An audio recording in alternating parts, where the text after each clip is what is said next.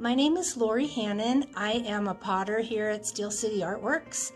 I love to work with clay and I'm grateful for it every day.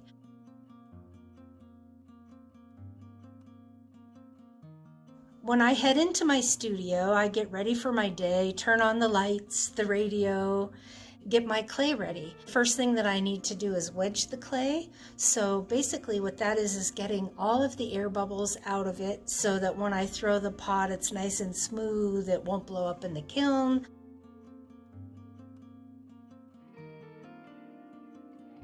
So if I'm gonna throw a large piece, I'll make individual balls of clay, and then I can make a beautiful bowl with one ball of clay.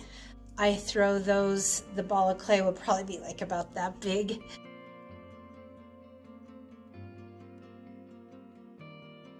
If I'm throwing a small bowl, I throw off the hump. And what that is getting a big lump of clay and putting it on the wheel, centering the whole thing.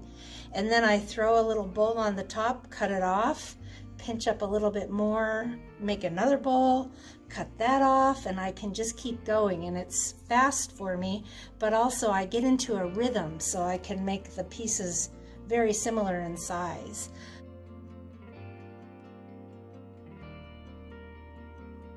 So I can make a set that really stacks nice. People can put that in their cupboards and they can use it. It's all food safe. Just enjoy the beauty. And there's something about using a handmade piece of artwork to eat from that's really cool.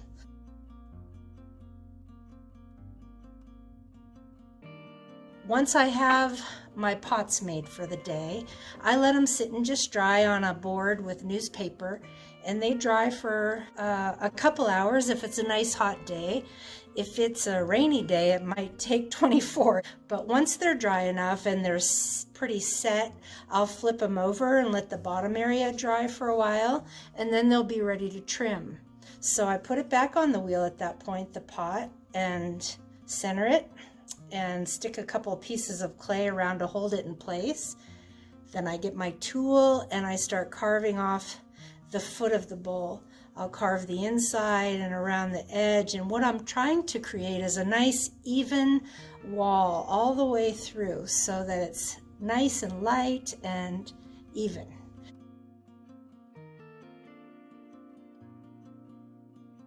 Once I have my pot trimmed and ready, I let it sit on a fresh board with fresh paper and let it dry until it's ready to go into the first firing, which is called a bisque. And that firing takes about 8 hours to come up to temperature. I can usually unload it the next day. Then I'm ready to glaze.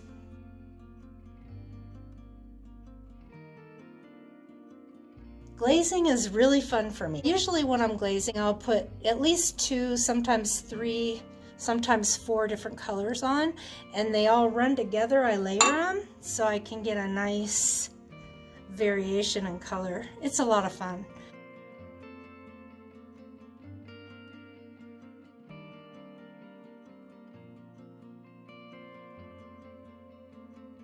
When I have all my pots glazed and I'm ready to do my glaze firing, I load up my kiln. I fire to 2,150 degrees. That's a cone 5. Then it needs to cool for at least 24 hours. I never open my kiln hot. I wait for it to cool completely so the glaze doesn't craze or anything. It's really on there. And then I'm ready to pull everything out, pack it, photograph it, price it, and out the door it goes.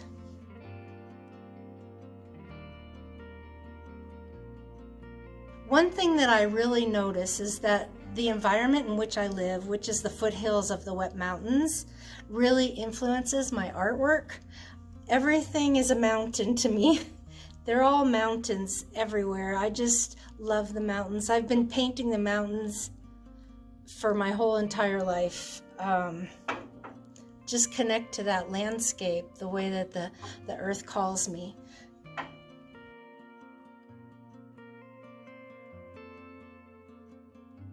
Recently, I did a pit fire, which I hadn't done in a long time. I threw a whole bunch of little vases and I put them in an old kiln that all the electrical elements were taken out of.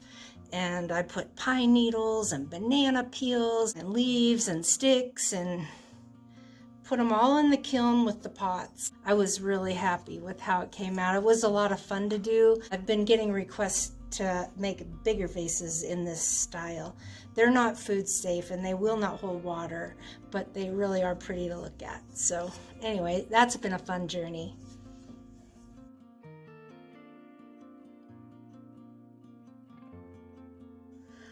I also like to carve on the rims of some of my pieces. So I don't know, the triangle shape is something that just I connect to. I guess it's the mountains. I do the carving when the pot is still wet. Usually the back of these pieces is just raw clay, but I really enjoy doing these.